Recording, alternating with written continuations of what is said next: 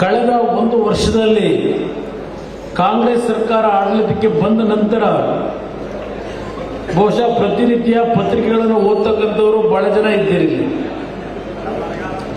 ಸುಮಾರು 1100ಕ್ಕೂ ಹೆಚ್ಚು ರೈತರ ಮತ್ತೆ ಆತ್ಮಹತ್ಯೆಗಳು ಈ ಕಳೆದ ಒಂದು ವರ್ಷದಲ್ಲಿ ಆಗಿರ್ತಕ್ಕಂಥ ಒಂದು ವಿಷಯವನ್ನು ಮಾಧ್ಯಮದಲ್ಲಿ ಪ್ರಸ್ತಾಪ ಮಾಡಿದ್ದಾರೆ.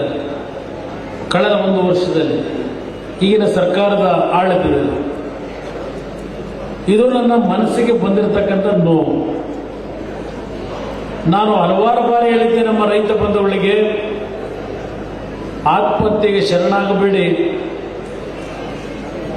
ನಿಮ್ಮೆಲ್ಲರ ಆಶೀರ್ವಾದದಲ್ಲಿ ನನಗೆ ಅಧಿಕಾರ ದೊರಕಿದ್ರೆ ನಮ್ಮ ರೈತರನ್ನ ಉಳಿಸ್ತಕ್ಕಂಥ ಕೆಲಸವನ್ನು ಮಾಡಲಿಕ್ಕೆ ಪ್ರಯತ್ನ ಪಡ್ತೇನೆ. ಆತ್ಮಹತ್ಯೆಯನ್ನು ಮಾಡ್ಕೊಳ್ಳೋದ್ರ ಮುಖಾಂತರ ಕುಟುಂಬಗಳು ಅನಾಥರಾಗಬಾರದು ಅಂತಕ್ಕಂಥದ್ದನ್ನ ನೂರಾರು ಬಾರಿ ನಾನು ಜನತೆಯ ಮುಂದೆ ಹೇಳಿದ್ದೇನೆ.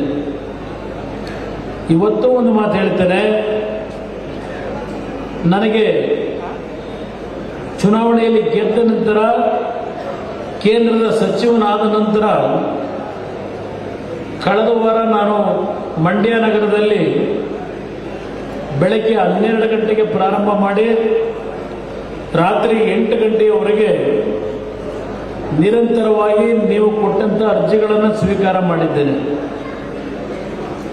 ಆ ಅರ್ಜಿಗಳಲ್ಲಿ ಸುಮಾರು 400ಕ್ಕೂ ಹೆಚ್ಚಿನ ಅರ್ಜಿಗಳು ಬಂದಿರತಕ್ಕಂಥದ್ದು ನಿಮ್ಮ ಒಂದು ಜಮೀನುಗಳ ಒಂದು ಕಂದಾಯ ಇಲಾಖೆಯಲ್ಲಿ ಇರತಕ್ಕಂಥ ಸಮಸ್ಯೆಗಳು. ಕೆಲವು ಭಾಗದಲ್ಲಿ ಸ್ಮಶಾನಗಳಿಲ್ಲ ಅಂತ, ಖಾತೆ ಆಗಿಲ್ಲ ಅಂತ ಹೇಳಿ, ರಸ್ತೆಗಳು ಬಿಟ್ಟಿಲ್ಲ ಅಂತ ಹೇಳಿ, ಒತ್ತುವರಿ ಆಗಿದೆ ಅಂತ, ಹೀಗೆ ರೆವೆನ್ಯೂ ಇಲಾಖೆಯಲ್ಲಿ, ಕಂದಾಯ ಇಲಾಖೆಯಲ್ಲಿ ಇರ್ತಕ್ಕಂಥ ಸಮಸ್ಯೆಗಳನ್ನು ಕೊಟ್ಟಿರ್ತಕ್ಕಂಥದ್ದು ಸುಮಾರು 400-450 ಅರ್ಜಿಗಳು ಬಂದಿದ್ದಾವೆ. ಹಲವಾರು ಕುಟುಂಬದಲ್ಲಿ ಇರ್ತಕ್ಕಂಥ ಬಡತನ, ಆ ಬಡತನಕ್ಕೆ ಏನಾದರೂ ನಮಗೆ ಸ್ವಲ್ಪ ಆರ್ಥಿಕ ನೆರವನ್ನು ಕೊಡಿ ಅಂತ ಹೇಳಿ ಅದು ಸಹ ಒಂದು 200-300 ಮನವಿಗಳು. ಹಲವಾರು ನನ್ನ ತಾಯಂದಿರು ಬಡತನದಲ್ಲಿರ್ತಕ್ಕಂಥವರು ಕುಟುಂಬದ ಕಷ್ಟಗಳನ್ನು ಹೇಳಿ ಪತ್ರ ಕೊಟ್ಟಿದ್ದೇನೆ. ಎಲ್ಲದಕ್ಕಿಂತ ಇನ್ನೊಂದು ಪ್ರಮುಖವಾದಂಥ ಒಂದು ಮನವಿಗಳು ಬಂದಿರತಕ್ಕಂಥದ್ದು ನಿರುದ್ಯೋಗದ ಸಮಸ್ಯೆ. BE ಮೆಕ್ಯಾನಿಕಲ್ ಮಾಡಿದ್ದೀರಿ, ಕಂಪ್ಯೂಟರ್ ಸೈನ್ಸ್ ಮಾಡಿದ್ದೀರಿ, ಸಿವಿಲ್ ಮಾಡಿದ್ದೀರಿ, MSc ಓದಿದ್ದೀರಿ, MBA ಮಾಡಿದ್ದೀರಿ, ಇನ್ನು PUC ಓದಿರ್ತಕ್ಕಂಥವ್ರು, SSC ಓದಿರ್ತಕ್ಕಂಥವ್ರು ಸುಮಾರು 300ಕ್ಕೂ ಹೆಚ್ಚಿನ ಅರ್ಜಿಗಳು ಈ ಒಂದು ನಿರುದ್ಯೋಗದ ಸಮಸ್ಯೆಯಲ್ಲಿ ಕೆಲಸ ಕೊಡಿ ಇರ್ತಕ್ಕಂಥ ಒಂದು ಪತ್ರಗಳನ್ನು ಕೊಟ್ಟಿದ್ದೀರಿ. ಅದರ ಜೊತೆಗೆ ಇನ್ನೊಂದು ವಿಶೇಷವಾದ ಕಾರ್ಯಕ್ರಮ, ವಿಶೇಷವಾದ ಸಮಸ್ಯೆಗಳು. ಅದು ಮಂಡ್ಯ ನಗರ ಇರ್ಬೋದು, ಹಲವಾರು ಭಾಗದಲ್ಲಿ ನಿವೇಶನ ಇಲ್ಲ, ಮನೆ ಇಲ್ಲ. ನಮಗೇನಾದರೂ ಒಂದು ನಿವೇಶನ ಕೊಟ್ಟು ಒಂದು ಮನೆಗಳನ್ನು ಕಟ್ಟಿಸ್ಕೊಡಿ ಅಂತಕ್ಕಂಥ ಇನ್ನೊಂದು ವರ್ಗದ ಜನರ ಒಂದು ದೊಡ್ಡ ಮಟ್ಟದ ಅರ್ಜಿಗಳು ಬಂದಿರತಕ್ಕಂಥದ್ದು ನಿಮ್ಮಗಳ ಗಮನಕ್ಕೆ ಮಾಧ್ಯಮದ ಸ್ನೇಹಿತರಿದ್ದರೆ ಬಂದಿದೆ. ನಾನು ಅರ್ಜಿ ಕೊಟ್ಟಂಥವರಿಗೆ ಒಂದು ಮನವಿ ಮಾಡೋದಷ್ಟೇ ಅಲ್ಲ, ನನ್ನನ್ನು ನೋಡಲಿಕ್ಕೆ ಬರ್ತಕ್ಕಂಥವ್ರು ಏನಿದ್ದೀರಿ, ನಿಮ್ಮ ಕಷ್ಟ ಸುಖಗಳನ್ನು ಕೇಳ್ಕೊಳ್ಳಿಕ್ಕೆ ಎಲ್ಲರೂ ಬಯಸ್ತಕ್ಕಂಥದ್ದೇನು ಅಂದರೆ, ನಾನು ಈಗ ಈ ಒಂದು ಕೇಂದ್ರದಲ್ಲಿ ಮಂತ್ರಿ ಆಗಿರ್ತಕ್ಕಂಥದ್ದೇನಿದೆ, ಕಚೇರಿನಲ್ಲಿ ನಾನು ಹೆಚ್ಚಿನ ಒಂದು ಸಿಬ್ಬಂದಿಗಳನ್ನು ಆಯ್ಕೆ ಮಾಡಲಿಕ್ಕೆ ಅವಕಾಶ ಇದೆ, ನಾನು ಕೆಲಸ ನಿರ್ವಹಣೆ ಮಾಡಲಿಕ್ಕೆ. ಇಲ್ಲಿ ಕೃಷ್ಣಯ್ಯ ಅಂತ ಹೇಳಿ ಅವರನ್ನು ಇವತ್ತು ಸ್ಪೆಷಲ್ ಆಫೀಸರ್ ಆಗಿ ನಾನು ಮಂಡ್ಯ ನಗರದಲ್ಲಿ ಕಚೇರಿ ನೋಡ್ಕೊಳ್ತಕ್ಕಂಥದ್ದು ಅಷ್ಟೇ ಅಲ್ಲ, ರಾಜ್ಯದಲ್ಲೂ ಸಹ ಕೆಲಸವನ್ನು ಅವರು ವಹಿಸಲಿಕ್ಕೆ ನಾನು ಅವ್ರನ್ನ ಆಯ್ಕೆ ಮಾಡಿದ್ದೇನೆ. ಅವರನ್ನು ನಾನು ಆಯ್ಕೆ ಮಾಡಲಿಕ್ಕೆ ಕಾರಣ ಏನು?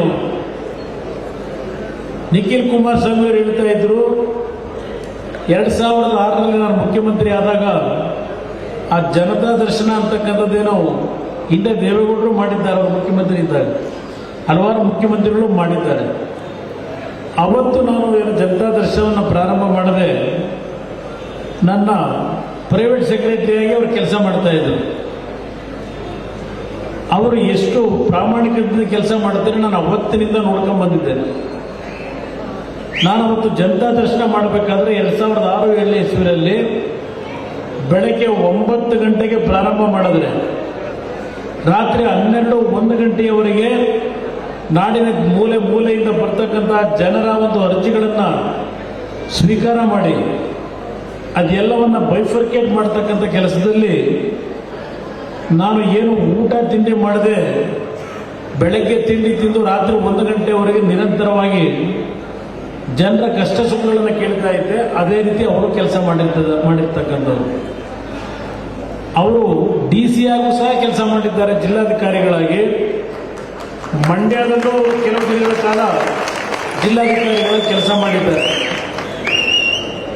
ಅವರನ್ನ ಇವತ್ತು ನಾನು OSD ಆಗಿ ಆಯ್ಕೆ ಮಾಡ್ಕೊಂಡಿರ್ತಕ್ಕಂಥದ್ದು ನೀವು ಬಂದಂಥ ಸಂದರ್ಭದಲ್ಲಿ ನಿಮ್ಮನ್ನು ಗೌರವಿಸಿ ನಿಮ್ಮ ಕಷ್ಟ ಸುಖಗಳನ್ನು ಕೇಳಿ ನನ್ನ ಗಮನಕ್ಕೆ ತರಬೇಕು ಅಂತ ಹೇಳಿ ಅವರನ್ನು ಇವತ್ತು ಆಯ್ಕೆ ಮಾಡಿಕೊಟ್ಟಿದ್ದೇನೆ. ನಿಮ್ಮ ಗಮನಕ್ಕೆ ನಾನು ತರ್ತಾ ಇದ್ದೇನೆ.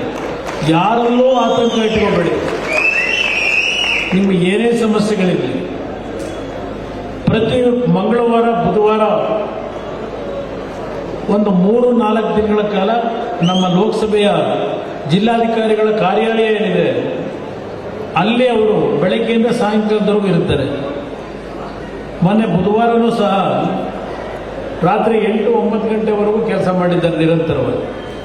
ಆದರೂ ಒಂದು ನಾನು ಮಾಧ್ಯಮದ ಸ್ನೇಹಿತರ ಮುಖಾಂತರ ಹೇಳ್ತಕ್ಕಂಥದ್ದು, ಕೆಲವರು ವೈಯಕ್ತಿಕವಾದಂಥ ಒಂದು ಸಮಸ್ಯೆಗಳನ್ನ ಇಟ್ಕೊಂಡು ಬರ್ತೀನಿ.